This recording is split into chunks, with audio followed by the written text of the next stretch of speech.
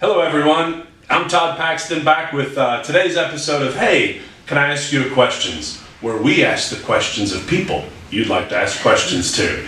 Today's guest coming all the way from Phoenix, Arizona, Klaus. Yes, sir. Yes, sir. Kenny is the king of farming.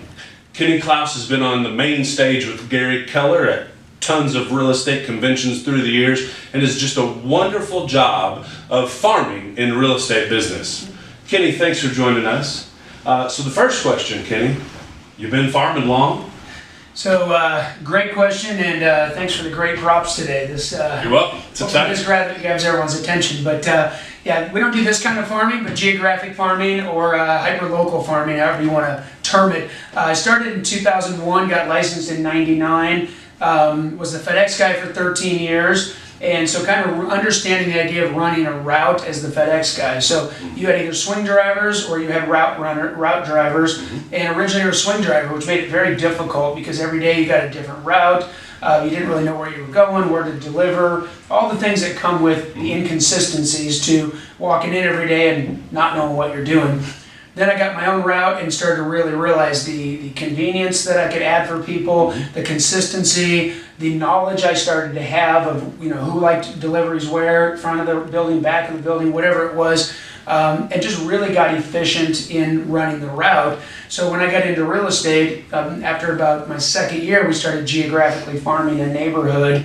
Because I just went, well, why drive all over the valley if I could just dominate an area and then spread out from there? So the idea to go small to go big, and that's ultimately what's happened. Now we do a lot of business outside of the farm, but it gave me a foundation to build on. And all the things we do in real estate today, truthfully, door knocking, open houses, circle prospecting, you still do all of those things. You just do them in a focused area. And that way your name becomes top of mind. You become a brand in the community. And truthfully, over time, I went from having a real estate job to actually, honestly, owning a real estate business now in the community. A saleable business. A marketable, sellable business, because it's not about me anymore. Wonderful. So you took your previous career, previous profession, merged that over into being a realtor, and then became a real estate business owner by systematizing a marketing strategy through farming. And today, this year, your team in Phoenix is selling. We're going to do just under 500 transactions, about 135, 140 million. Yeah.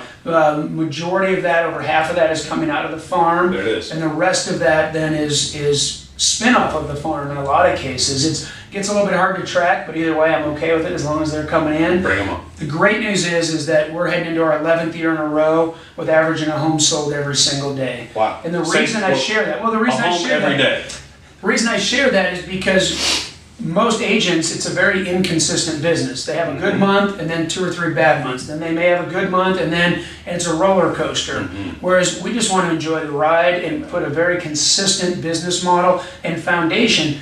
Then from there, once you gain the trust of the community, now you have an audience that no matter what the market shifts to, you're just changing your message, but not your consistency, not your system. So we've really systemized, working at FedEx was very structured, right? The way things happen in the morning, up till 10:30, up till 3 o'clock, 4:30, and back to the building. And things just happen, repeat over and over and over again. In real estate, we tend to walk in and just get shotgun, try this new thing, here's a new gimmick. Whereas when you have farming, you build a consistency. The newsletter has to go out every month on the 1st, which means by the 2nd week of the month, we have to have content. By the 3rd week, we have to have a proof, and then it goes to print. It creates a system. Nice. Simple. Not easy. Over time. Right. And then, so we're going to talk about a couple of things here. What books are you currently reading? What are you studying right now? Kenny, one of the top agents in Keller Williams' system, a home every single day from the team. What books are you studying right now? What are you into? So a couple that I'd like to recommend. One is Ninja Selling, because it's more relationship selling. Okay. And I'm a high I, so relationships are extremely important to me, not cold calling, prospecting, things that I'm certainly not saying don't do. There's some people do it at an amazing level. But Ninja Selling is one that's very fundamental. And then Building a Story Brand, which was a big one for me. Really, we rewrapped all of our vehicles, we changed our business cards, got rid of all the awards out of our lobby, and we really turned around and made the client the hero in the story. Wonderful. Wonderful. And so that's what the book talks about. It's kind of life is kind of a movie, and so there's always struggle, and there's heroes, and we just can't be the hero. We have to make our client the hero. So I'd say those two are kind of top of mind. I just downloaded the 5-second rule because I heard a podcast about it. Haven't read it yet. And then podcasts are big on it. I think Brian Buffini is a great one because he's a relationship guy. Either way, on your way to work in the morning, just put in some good stuff. Yeah, man. It'll actually save you from kind of the road rage and the other things because you're focusing on something good and you're listening to something good, and then you feel more valuable when you get there. And the whole thing is technology is putting a ton of pressure on our business right now. In the Phoenix market, every tech toy that comes out launches in Phoenix, it seems like. So we're having to pivot and adapt to this new market, which is really becoming more of a guide to our clients, more of an advisory role than it is any other stuff. Because if you think about it, we lost search, quite honestly, years ago with Zillow and the other portals, where the consumer goes, I want to see these 3 houses now. I want to see these 6, whatever it is. And so by losing some of those things, what they need still is representation. They still need someone on their team to help them through the process. So you just have to change things and make sure, when you're working your data bank and things like that, that it's all value-based. It's a coupon for your HVAC guy. It's a carpet cleaner coupon. It's maybe a giveaway to some tickets to a game, like somewhere they have to open it, because you want that two-way interaction. You really go deep with your relationships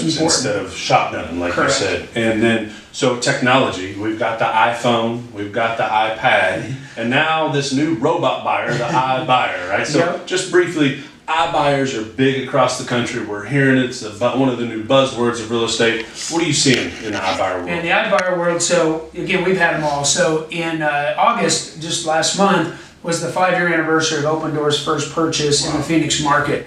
Currently, they've bought over 50,000 homes throughout the country. That's just one iBuyer.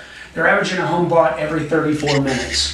So the consumer is what's driving this, because the consumer is demanding the convenience, the certainty, and the control, what I call the 3 C's of the transaction. They've really just re-engineered the transaction and put the seller in control. The difference is most agents are kind of running from this, or their heads in the sand thinking, well, they're not making money. First of all, who cares? That's not our problem. Right. Second of all, that they're not going to affect them. And the reality of it is, I think we're going to see a big cleansing this year from real estate agents that send out their money, their Christmas card, and they're going to get a bunch of them back that say no longer at this address, and that's when they're going to go. I remember that Kenny guy. He said something about this iBuyer thing, because consumers are demanding choice today. And if you walk in with just one option, which is clean the carpets or replace the carpets or get this cleaned up and do this, it slows the process and it causes people not to want to move. But if you walk in and say, here, I got 2 offers, 3 offers on your house, and here's a go-to-market value, you may have different compensation models, but it's also different work. But it doesn't matter what I want.